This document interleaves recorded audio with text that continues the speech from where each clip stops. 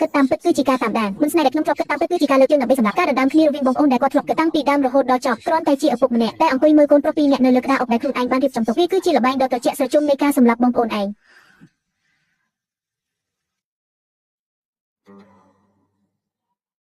ជួបគ្នាដោយចៃដន្យហើយចំពោះព្រះអង្គគង់ចាស់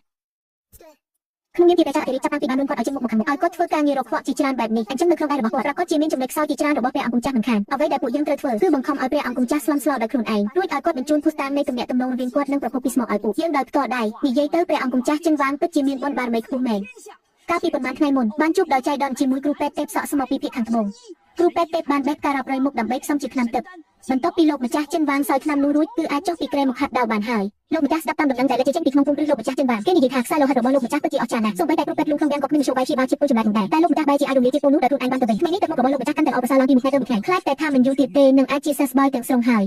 អ្នកឯងនិយាយថាអីជាសេសបយហើយអីតើវាអាចទៅរួចយ៉ាងម៉េចអាជីវករមកពីតំបន់ភាគខាងលិចម្នាក់នោះច្បាស់ជាបាននិយាយថាជាតិពុលនេះគ្មានអ្នកណាម្នាក់ក្នុងលោកអាចដោះស្រាយបានឡើយទៅនាំខ្លួនអាជីវករតំបន់ភាគខាងលិចម្នាក់នោះមកឲ្យខ្ញុំបើនៅរស់ត្រូវតែឃើញមនុស្សបើស្លាប់ត្រូវតែឃើញសាកសពព្រះអង្គចាស់សួរអ្នកថាតើជាតិពុលរបស់អ្នកមានបញ្ហាហើយទេមិនអាចទៅរួចទេថ្នាំពុលឈឺសានរបស់ខ្ញុំគ្មានបញ្ហាដាច់ខាតប្រហែលជាកម្រិតថ្នាំមិនទាន់គ្រប់គ្រាន់ខ្ញុំមានទំនិញថ្មីដែលមានប្រសិទ្ធភាពខ្លាំងជាងមុន3ដងកុំកម្រើខំទៅជាមួយពួកយើងមួយជើងលោកម្ចាស់ចាប់បានមនុស្សហើយ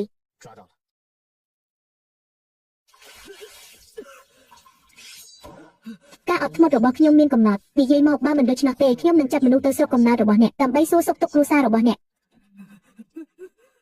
លោកម្ចាស់នេះជាភស្តុតាងទាំងអស់អាជីវករបានរៀបរាប់យ៉ាងលម្អិតអំពីរបៀបដែលទទួលបញ្ជាពីព្រះអង្គម្ចាស់រាជយាក្នុងការខុសទឹកជុំដែលជាគ្រឿងបណ្ណាការរបស់ក្រុមសៀងជំជីបន្ទាប់ពីលេខថ្នាំពុលបាត់បង់វិញ្ញាណរួចទៅលោកទៅឲ្យព្រះអង្គម្ចាស់រាជយាវិញនៅក្នុងសៀវភៅបញ្ជីរាល់ការជួញដូរនីមួយត្រូវបានកត់ត្រាយ៉ាងច្បាស់លាស់បំផុតឥឡូវនេះគ្រាន់តែយករបស់ទាំងនេះទៅថ្វាយព្រះមហាក្សត្រគឺគ្រប់គ្រាន់នឹងធ្វើឲ្យព្រះអង្គម្ចាស់រាជយាធ្លាក់ក្នុងគ្រោះថ្នាក់ដែលមិនអាចងើបខ្លួនរួចឡើយថ្វាយព្រះគុណព្រះបតាដែលបានយកព្រះតីទុកដាក់កូនបានធូរស្រាលច្រើនហើយពិតជាអភូតហេតុខ្លាំងណាស់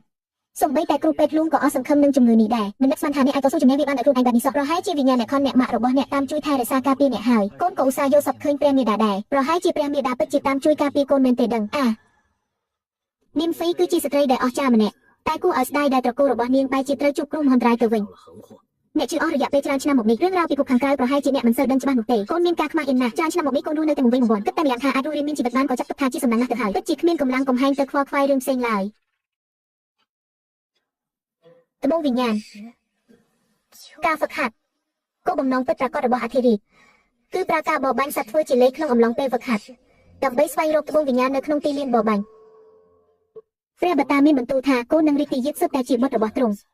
មិនដាច់ព្រះទេឃើញពួកយើងជាបងប្អូនត្រូវបែកបាក់គ្នានោះទេហេតុនេះទ្រង់ចង់ផ្ដល់ឲ្យពួកយើងនៅឱកាសចុងក្រោយតែជាឱកាសប្រកួតប្រជែងដោយយុត្តិធម៌តើជាឱកាសអ្វីទៅពេលថ្ងៃក្រោយគឺជាការបរបាញ់សត្វរបស់រាជវង្សការបរបាញ់រដូវស្លឹកឈើជ្រុះចាប់ផ្ដើមលោកម្ចាស់ពួកយើងមកដល់ហើយយោងតាមផែនទីទីនោះគឺជាជានៃទីលានបរបាញ់ងាយស្រួលការពារតែពិបាកពីលោកងាយស្រួលសម្រាប់ពួកយើងក្នុងការគេចចេញពីពួកគេបាញ់ព្រួញ